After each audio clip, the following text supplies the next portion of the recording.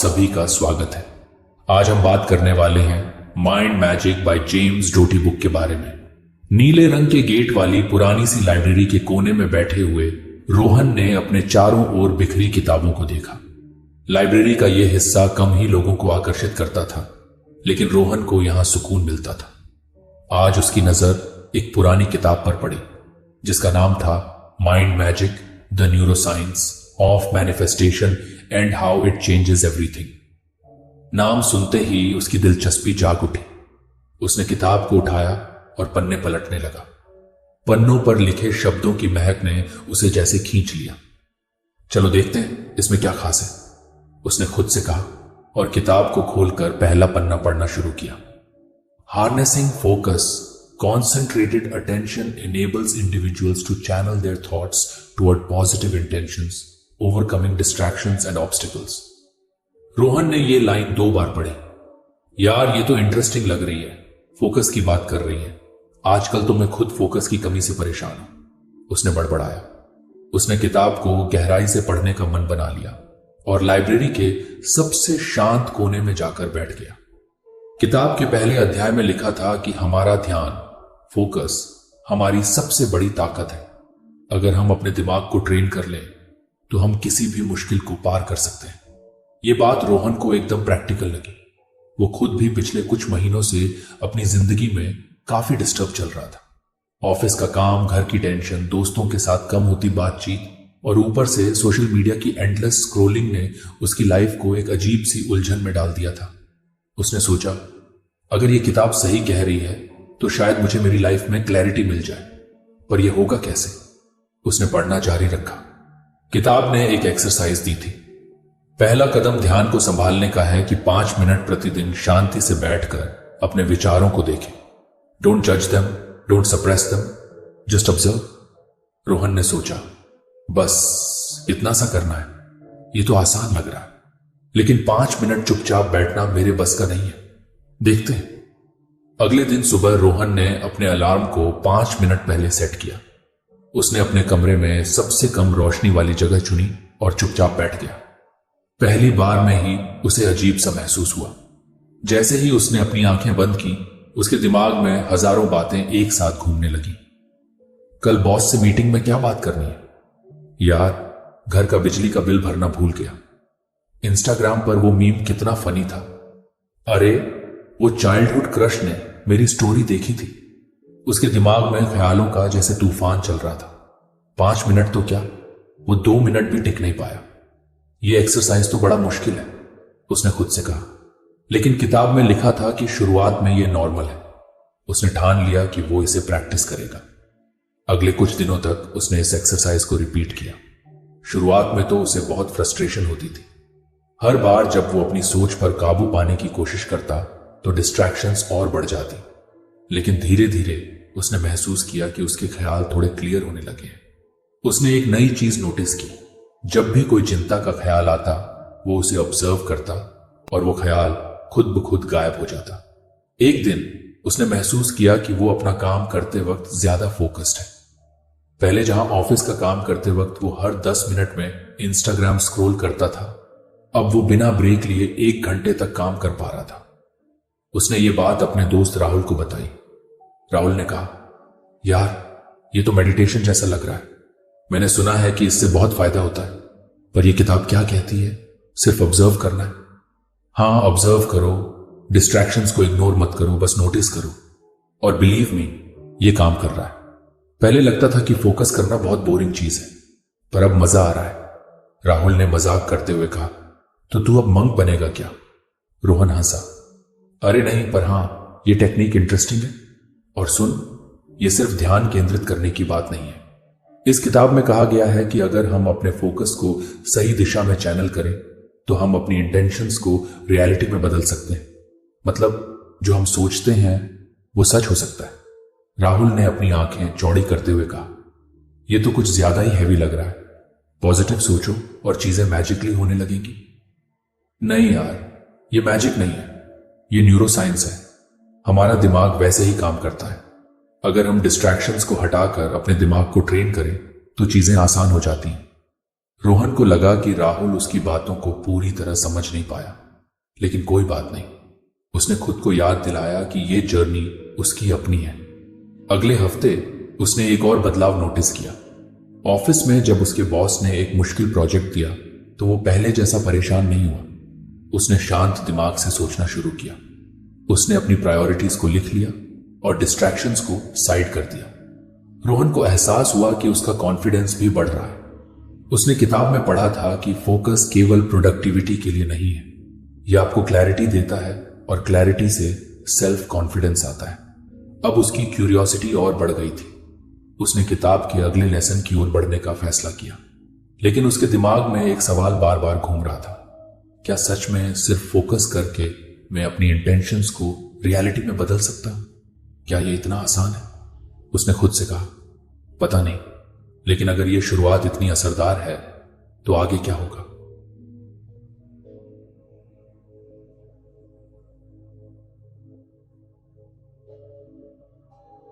अगर आपको हमारी फ्री समरी अच्छी लगती है तो आप हमारे चैनल को सब्सक्राइब कर सकते हैं, हमारी मेंबरशिप खरीद सकते हैं या हमें यूपीआई के थ्रू सपोर्ट कर सकते हैं।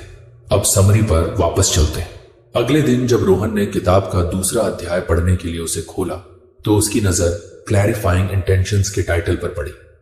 उसने धीरे से मुस्कुराते हुए सोचा, अच्छा, अब इंटेंशंस को क्लियर करने की बात करेंगे। सही है, अब तक तो मैं बस फोकस करना सीख रहा था, अब यह समझाएंगे कि फोकस करना किस पर है। किताब पढ़ते हुए उसने महसूस किया कि इसमें जो लिखा था वो उसके लिए किसी पजल के अगले टुकड़े जैसा था। उसमें लिखा था, स्पष्ट रूप से यह तय करना कि आप क्या हासिल करना चाहते हैं बहुत जरूरी है। This clarity helps in embedding intentions deeply with in the unconscious mind, activating brain networks geared toward achieving those goals.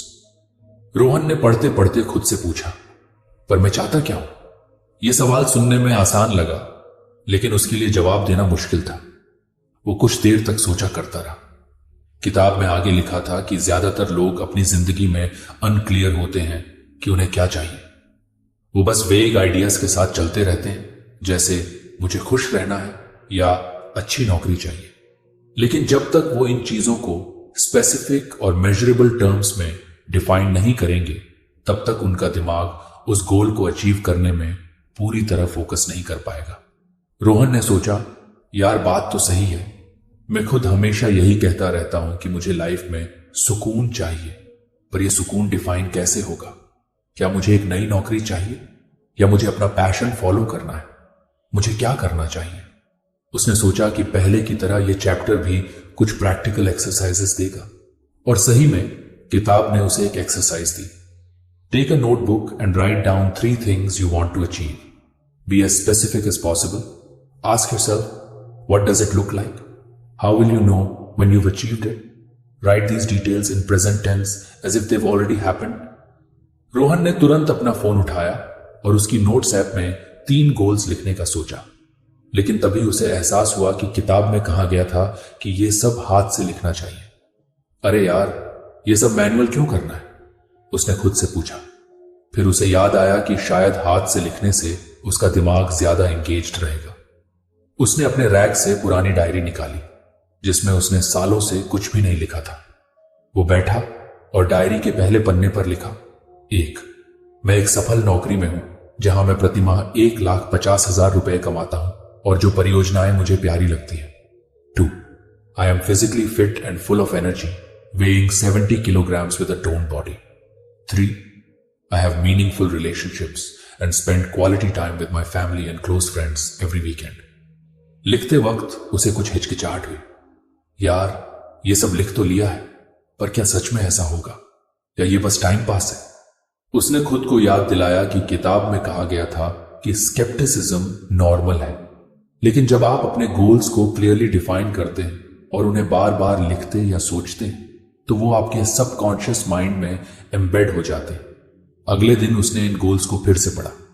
किताब ने कहा था कि आपको अपने इंटेंशंस को विजुअलाइज करना चाहिए, जैसे कि वो पहले से ही सच हो चुके हैं। जब रोहन ने अपनी पहली इंटेंशन के बारे में सोचा तो उसने खुद को एक बड़े ऑफिस में देखा।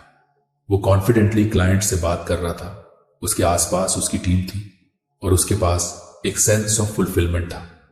दूसरी इंटेंशन को विजुलाइज करते हुए उसने खुद को सुबह जॉगिंग करते देखा। उसने इमेजिन किया कि वो जिम में वर्कआउट कर रहा है और मिरर में उसकी टोन बॉडी दिख रही है। ये विजुअलाइजेशन उसे एक अजीब सी खुशी दे रहा था। तीसरी इंटेंशन के लिए उसने खुद को अपनी माँ, पापा और बहन के साथ डाइनिंग टेबल पर इमेजिन किया। सभी लोग हंस रहे थे, बात कर रहे थे और उसने महसूस किया कि वो पूरी तरह प्रेजेंट है। ये विजुअलाइजेशन एक्सरसाइजेस रोहन के लिए बिल्कुल नया था। उसने पहले कभी इस तरह से अपनी जिंदगी के बारे में सोचा ही नहीं था। किताब ने कहा कि क्लैरिटी केवल विजुअलाइजेशन तक सीमित नहीं है, आपको अपने गोल्स को एक्शनेबल स्टेप्स में तोड़ना होगा। रोहन ने सोचा, अच्छा, अब यह समझ में आ रहा है कि गोल्स डिफाइन करना पहला स्टेप है, लेकिन एक्शन के बिना कुछ नहीं होगा। चलो इसे भी ट्राई करते हैं। उसने अपने 3 गोल्स के लिए छोटे छोटे स्टेप्स प्लान करना शुरू किया। उसने अपनी डायरी में लिखा, गोल व्हाट, अगले 3 महीने में अपने करंट स्किल्स को इंप्रूव करना है, लिंक्डइन पर एक डिटेल्ड प्रोफाइल बनानी है, हर हफ्ते एक नई जॉब एप्लीकेशन भेजनी है, गोल 2, सुबह 7 बजे जॉगिंग शुरू करनी है, महीने में कम से कम 4 बार जिम जाना है, चीनी और जंक फूड कम करना है, गोल 3, हर वीकेंड पर फैमिली के साथ 2 घंटे बिताने का प्लान बनाना है, दोस्तों के साथ कम से कम महीने में 1 बार मिलना है। जब उसने ये सब लिखा तो उसे कुछ ओवरवेल्म्ड भी महसूस हुआ। उसे लगा कि सब कुछ एक साथ करना मुश्किल होगा, लेकिन किताब ने कहा था कि कंसिस्टेंसी इज द की। छोटे छोटे स्टेप्स से शुरू करें और पेशेंस रखें। अगले दिन से रोहन ने अपनी प्रायोरिटीज के हिसाब से काम करना शुरू किया। उसने सुबह जॉगिंग के लिए अलार्म लगाया और पहले दिन सिर्फ 10 मिनट के लिए दौड़ा। उसने महसूस किया कि यह उतना मुश्किल नहीं था जितना उसने सोचा था। ऑफिस में उसने काम करते वक्त डिस्ट्रैक्शन से बचने की कोशिश की। उसने सोशल मीडिया नोटिफिकेशंस बंद कर दी और अपने लैपटॉप पर एक टाइमर सेट किया। जब भी वो काम करता तो पूरे 25 मिनट तक फोकस करता और फिर 5 मिनट का ब्रेक लेता। यह तकनीक उसने कहीं से सीखी थी और सरप्राइजिंगली ये काम कर रही थी।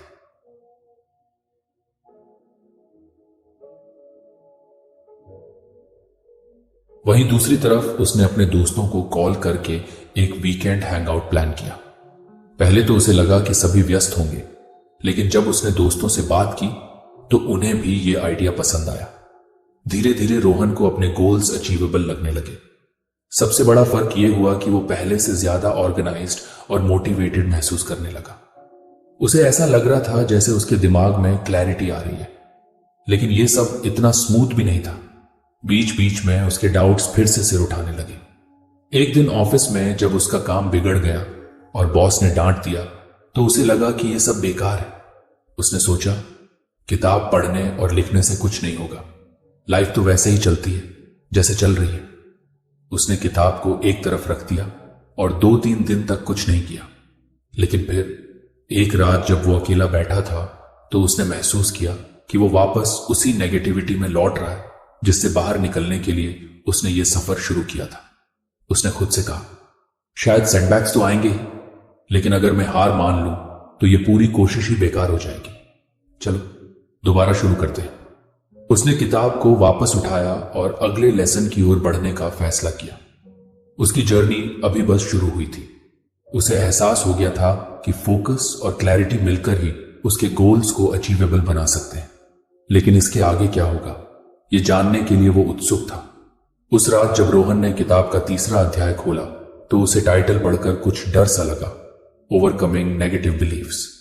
उसने सोचा, ये नेगेटिव बिलीव्स वाली बात तो मुझे कुछ टफ लग रही है, पता नहीं मैं इसके बारे में कुछ कर पाऊंगा या नहीं, पर चलो देखते हैं। किताब के पहले पैराग्राफ ने उसे सीधे निशाने पर ला खड़ा किया। We all carry self limiting beliefs. These beliefs often formed during childhood or through past failures act as invisible barriers. They tell us what we cannot do even when we are fully capable. Identifying and overcoming these beliefs is crucial for true transformation. Rohan को यह बात अजीब सी लगी। उसने सोचा, यार क्या मेरे पास भी ऐसे बिलीव्स हैं? मुझे तो कभी ऐसा लगा ही नहीं कि मैं खुद को रोक रहा हूं। मेरी प्रॉब्लम तो बाहरी दुनिया से है, जैसे बॉस का प्रेशर, कम सैलरी या टाइम की कमी। लेकिन जैसे जैसे उसने पढ़ना जारी रखा उसे महसूस हुआ कि किताब ठीक कह रही थी। किताब ने उसे बताया कि हमारे लिमिटिंग बिलीव्स अक्सर इतने सटल होते हैं कि हमें पता भी नहीं चलता। वो हमारी रोजमर्रा की सोच और आदतों में छिपे होते हैं। जैसे, मैं कभी अच्छा पब्लिक स्पीकर नहीं बन सकता, मैं मेहनत करता हूं लेकिन मेरे साथ कभी अच्छा नहीं होता, मुझे एक्सरसाइज के लिए वक्त नहीं मिलेगा। रोहन ने खुद को इन उदाहरणों में फिट करते हुए पाया। उसने धीरे धीरे महसूस किया कि उसकी अपनी जिंदगी में भी ऐसे बिलीव्स थे जो उसकी ग्रोथ को रोक रहे थे। उसने खुद से पूछा, मेरे लिमिटिंग बिलीव्स क्या हैं? किताब ने उसे एक एक्टिविटी दी। उसने डायरी निकाली और एक पन्ने पर लिखा, अपने सीमित विश्वासों को पहचाने। इस एक्सरसाइज में उसे अपने सबकॉन्शियस डाउट्स को सरफेस पर लाना था। उसने लिखा, 1, मैं कभी बड़ी सैलरी वाली नौकरी नहीं पा सकता। 2, मुझे फिटनेस मेंटेन करने का डेडिकेशन नहीं है। 3, लोग मुझे हमेशा गलत समझते हैं। इन बिलीव्स को लिखते वक्त उसे कुछ अजीब लगा। उसने खुद से कहा, यार ये तो बस सोच है, मैं क्यों ऐसा बिलीव करता हूं? किताब ने कहा था कि हर लिमिटिंग बिलीव के पीछे एक ओरिजिन स्टोरी होती है। उसे याद करने की कोशिश करनी थी कि ये बिलीव्स उसकी जिंदगी में कब और कैसे आए। पहले बिलीव पर उसने सोचा, बड़ी सैलरी वाली नौकरी नहीं पा सकता। शायद ये इसलिए था क्योंकि उसके कॉलेज के आखिरी साल में उसे जो प्लेसमेंट्स मिली थी वो बहुत खराब थी। उसने कई रिजेक्शन देखे थे और तभी से उसे लगने लगा था कि वो उस लीग में नहीं है। दूसरे बिलीफ पर उसने ध्यान दिया, मुझे फिटनेस मेंटेन करने का डेडिकेशन नहीं है। उसे स्कूल के वो दिन याद आए जब वो स्पोर्ट्स डे पर दौड़ने की कोशिश करता था और हमेशा आखिरी आता था। उस समय उसके दोस्तों ने मजाक उड़ाया था और तभी से उसे लगा कि फिजिकल फिटनेस उसके बस की बात नहीं है। तीसरा बिलीफ, लोग मुझे गलत समझते हैं, शायद तब शुरू हुआ था जब एक बार उसके बेस्ट फ्रेंड ने उसकी बातों को गलत तरीके से लिया था और दोनों में लड़ाई हो गई थी। उसके बाद से वो हर इंटरैक्शन में बहुत कॉशियस रहता था। जब उसने इन बिलीव्स के ओरिजिन्स को समझा तो उसे एहसास हुआ कि यह सिर्फ पुरानी घटनाओं का असर था, ये उसकी असली क्षमता को रिफ्लेक्ट नहीं करते थे। किताब ने कहा था कि इन बिलीव्स को चैलेंज करना जरूरी है और चैलेंज करने का तरीका था मेडिटेट ऑन पॉजिटिव ऑपोजिट्स। किताब ने समझाया कि हर लिमिटिंग बिलीफ का एक पॉजिटिव ऑपोजिट बिलीफ होता है। अगर हम अपने लिमिटिंग बिलीफ के खिलाफ कॉन्शियसली पॉजिटिव बिलीफ पर ध्यान केंद्रित करें तो हम अपने दिमाग के पुराने न्यूरल पाथवेज को बदल सकते हैं। रोहन ने फिर से अपनी डायरी निकाली और अपने लिमिटिंग बिलीफ्स के पॉजिटिव ऑपोजिट्स लिखे। 1, मैं एक बड़ी सैलरी वाली नौकरी पाने के काबिल हूं और मुझे सही मौका जरूर मिलेगा। 2, मैं फिटनेस के लिए हर दिन छोटे छोटे स्टेप्स ले सकता हूं और मैं अपने शरीर को बेहतर बना सकता हूं। 3, लोग मुझे समझते हैं और मेरी बातों की कद्र करते हैं। शुरुआत में उसे ये बातें कुछ झूठी लग रही थी, लेकिन किताब ने बताया था कि ये नॉर्मल है। जितना ज्यादा हम इन पॉजिटिव एफर्मेशंस पर ध्यान देंगे उतना ही हमारा सबकॉन्शियस इन्हें स्वीकार करना शुरू कर देगा।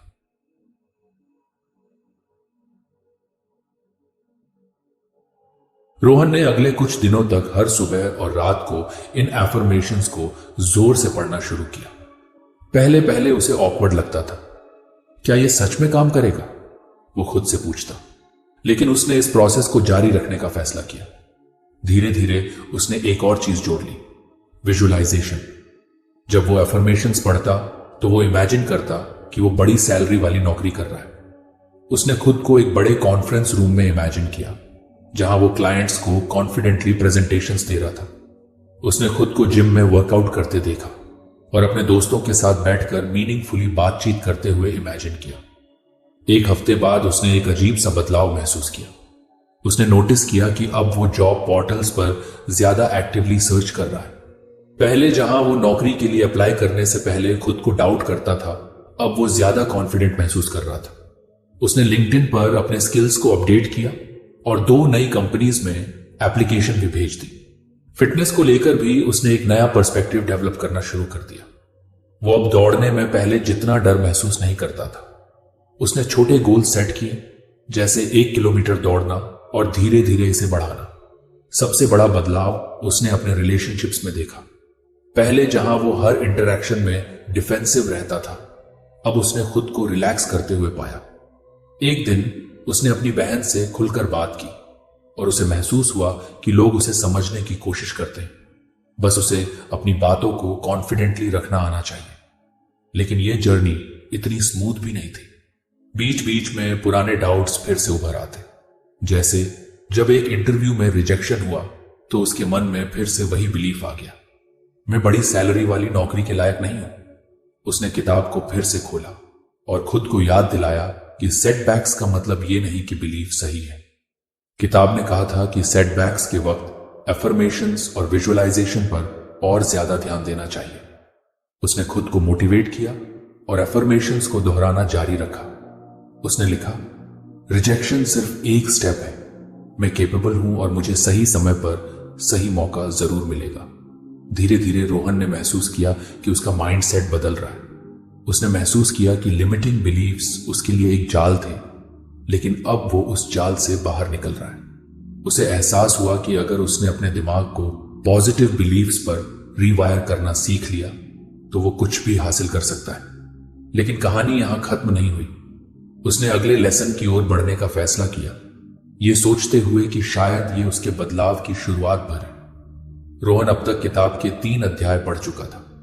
हर लेसन के साथ उसे लग रहा था कि वो खुद को कुछ बेहतर समझने लगा है।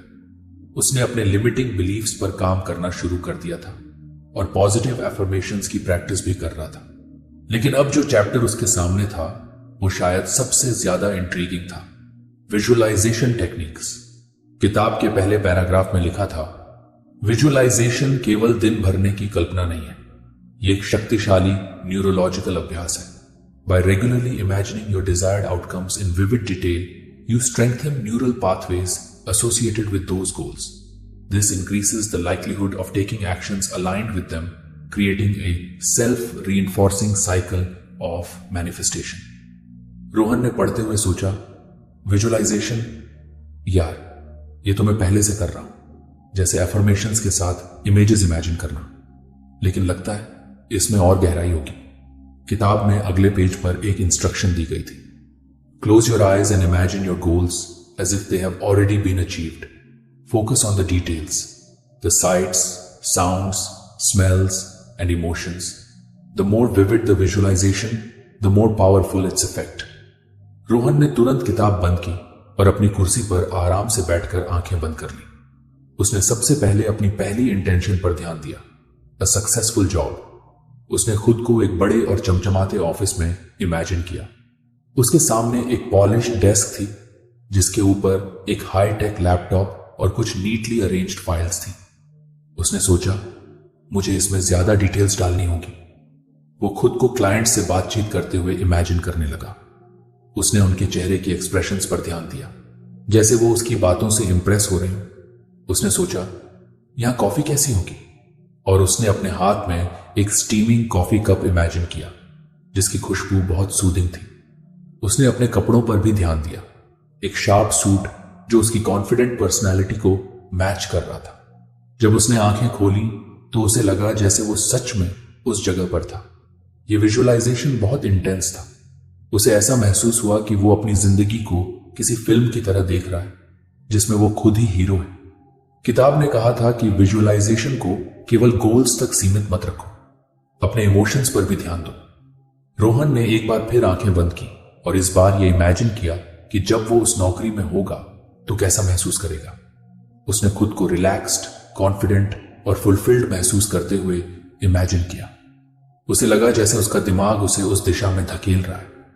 दूसरी इंटेंशन के लिए उसने अपनी फिटनेस जर्नी को इमेजिन करना शुरू किया।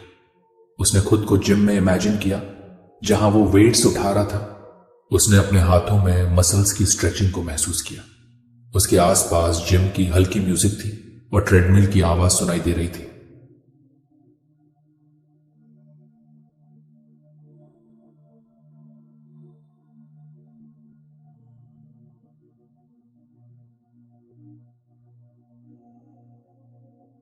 वो इस विजुअलाइजेशन में इतना खो गया कि उसे सच में लगा कि वो जिम में ही है।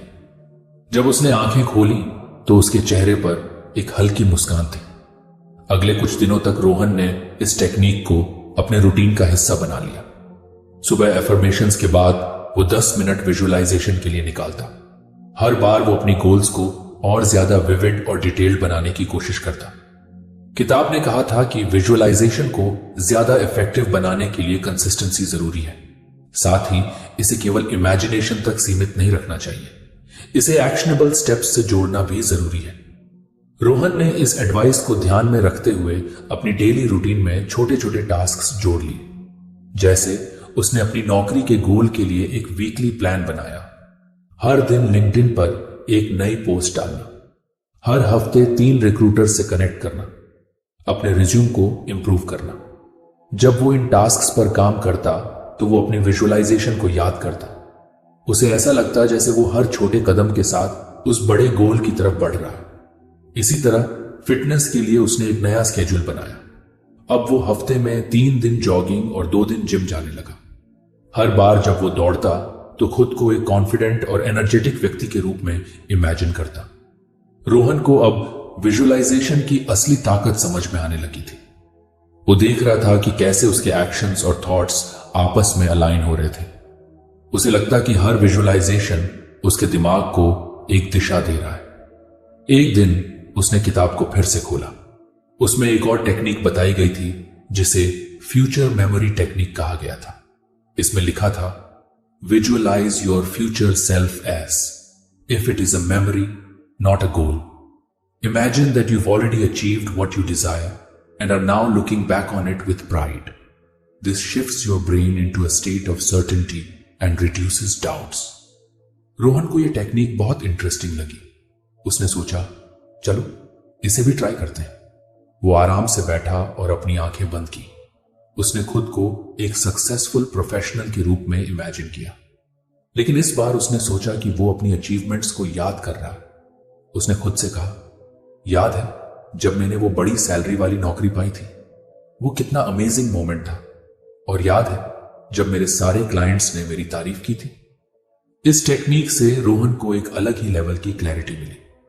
उसे महसूस हुआ कि यह सिर्फ ड्रीमिंग नहीं था, यह एक तरह का मेंटल रिहर्सल था जो उसे उस वर्जन में बदल रहा था जो वो बनना चाहता था।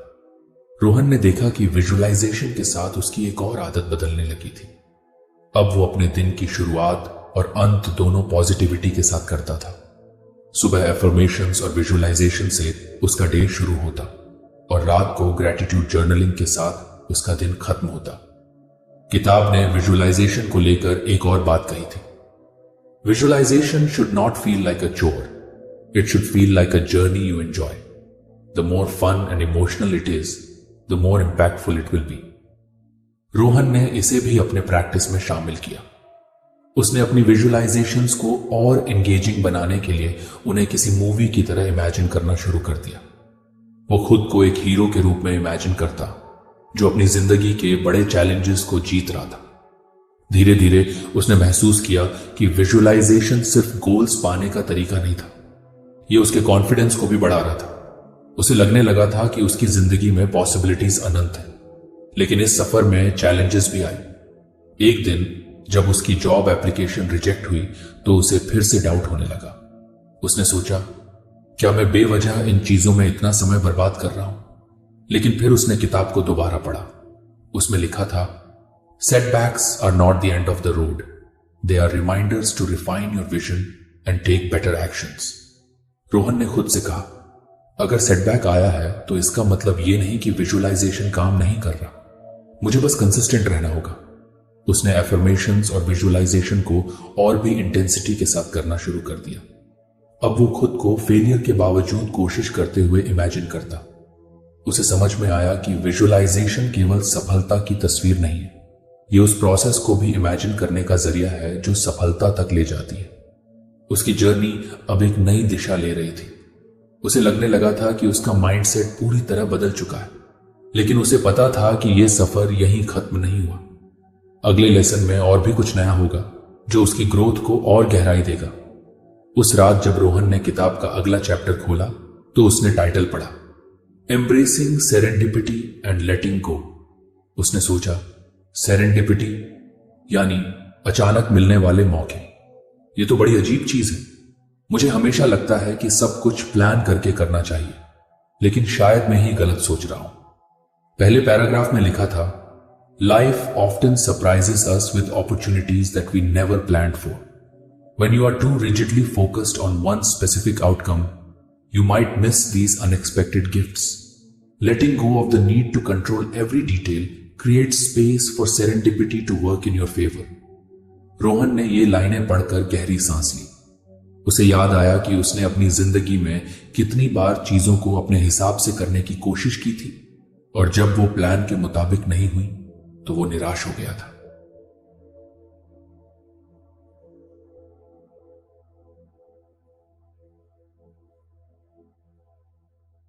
रोहन को लगा कि यह लेसन उसके लिए कुछ चैलेंजिंग हो सकता है। वो हमेशा से चीजों को कंट्रोल करने वाला इंसान था।